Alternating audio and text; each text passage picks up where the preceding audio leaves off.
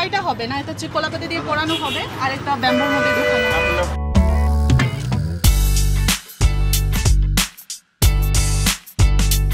বন্ধুদের নিয়ে ঘুরতে গিয়েছেন রাঙামাটি, সাজেক কিংবা বান্দরবন, পাহাড়ি কোনো একটা খাবারে আপনার স্বাদ আটকে গেল, সেই খাবারটি আপনি খেতে চান রাজধানী ঢাকায়, কিভাবে খাবেন? আজ এমন একটি জায়গায় আপনাদের নিয়ে এসেছি, এখানেই মিলবে সেই পাহাড়ি খাবারের স্বাদ।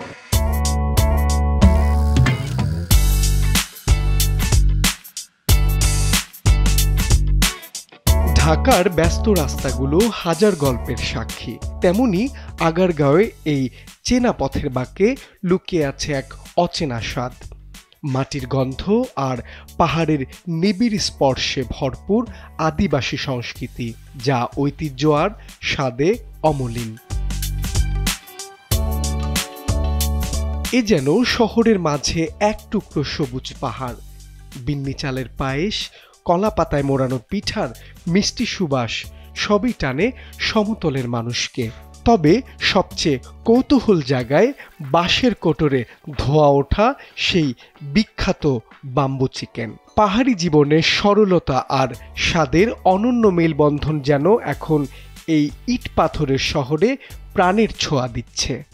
রান্নার প্রসেস হচ্ছে মুরগি যেভাবে আপনারা রান্না করেন ওভাবে হচ্ছে মেরিনেট করা হয়, আর আমাদের একটা স্পেশাল মশলা থাকে, ওইটা দিয়ে মেরিনেশন করে আমরা হচ্ছে এখানে বাঁশের ভিতর ঢুকিয়ে এখানে হচ্ছে হালকা তাপে কয়লার মধ্যে হচ্ছে পোড়ানো হয়। আর এখন আমাদের হচ্ছে নতুন আইটেম নিয়ে আসা হয়েছে, কলাপাতা দিয়ে পোড়ানো হচ্ছে চাপিলা মাছ, যেটা হচ্ছে কাপ্তাই লেকের চাপিলা মাছ, ওইটা হচ্ছে। আর হচ্ছে ওইটার সাথে হচ্ছে লাল বিন্নি চালের যে হচ্ছে ভাত আছে না, ওইটার সাথে সার্ভ করা হবে। আর একটা হচ্ছে এখন হচ্ছে কাপ্তাই লেকের চাপিলা মাছ যেহেতু নিয়ে আসি, ওইটা দিয়ে আমি ব্যাম্বোর মধ্যেও দিয়ে দিব, ব্যাম্বো চাপিলা। যেহেতু এটা হচ্ছে আমি তো বললাম এটা যেহেতু ব্যতিক্রমী খাবার, সবারই একটু ব্যতিক্রম লাগবে, কারণ আমরা যেভাবে রান্না করি, যেভাবে বাঁশের মধ্যে রান্না করা হয়, কলাপাতা দিয়ে মোড়ানো হয়, আর হচ্ছে আমাদের স্পেশাল একটা মশলা থাকে, এখানে একটা আলাদা একটা ফ্লেভার থাকে। এই খাবারটা খান হচ্ছে বান্দরবানে গিয়ে, খাগড়াছড়িতে গিয়ে হচ্ছে এটা পাওয়া যায়, এটা ঢাকার মধ্যে কিন্তু অ্যাভেলেবল না।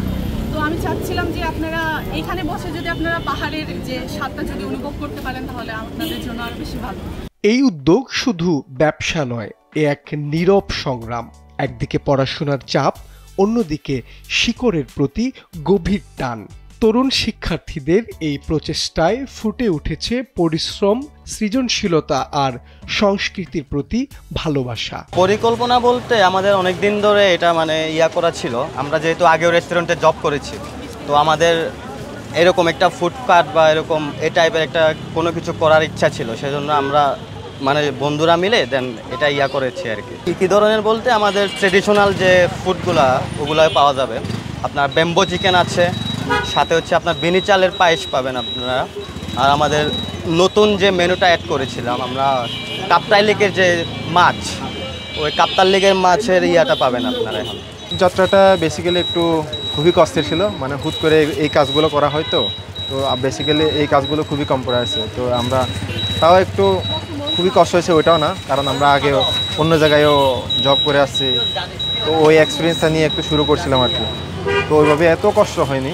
এই ভিন্নধর্মী স্বাদের টানে প্রতিদিনই আগারগাঁওয়ে আসছেন নানা প্রান্তের মানুষ। কেউ বন্ধুদের সঙ্গে গরম গরম খাবারে মুগ্ধ হচ্ছেন, কেউ আবার পার্সেল নিচ্ছেন প্রিয়জনের জন্য। বেসিক্যালি এটা আমার রাঙামাটি যায়ও একবার খাওয়ার সৌভাগ্য হয়েছে, আমার ফ্যামিলি সহ গিয়েছিলাম, তো ওইটার টেস্টটা আমি এখনও ভুলতে পারি না। যার জন্য যখন এটা এখানে ওপেন হয়েছে, আমি বেশ কয়েকবার আসছি, বেশ কিছু বন্ধ ছিল, আজকে পেয়ে আর কি লোভ সামলাইতে পারি নাই, যার জন্য খেয়ে ফেলছি এবং অর্ডারও করছি। ঢাকার ব্যস্ততার মাঝে যেন এক টুকরো পাহাড়ের স্বাদ।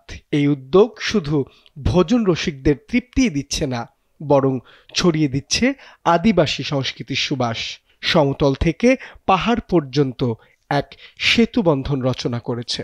পাহাড়ির খাবার আমাদের আসলে এই লোকালয়ে আসাটা একটা ডিফারেন্ট বিষয়। ওইখানে একটা ব্যাম্বো চিকেন খাইছে অলমোস্ট 1000 টাকা পড়ছিল, এখানে ওরা 750 টাকায় সেল করতেছে, তো আশা করি ওদের কস্টিংয়ের হিসেবে ঠিকই আছে। এই ছোট্ট দোকানে ধোয়া ওঠা হাড়ির ভেতর শুধু খাবারের স্বাদ নয়, আছে এক টুকরো ইতিহাস, এক টুকরো শেকড়ের ভালোবাসা। মাহবুব আলম শ্রাবণ, সময়ের আলো, ঢাকা।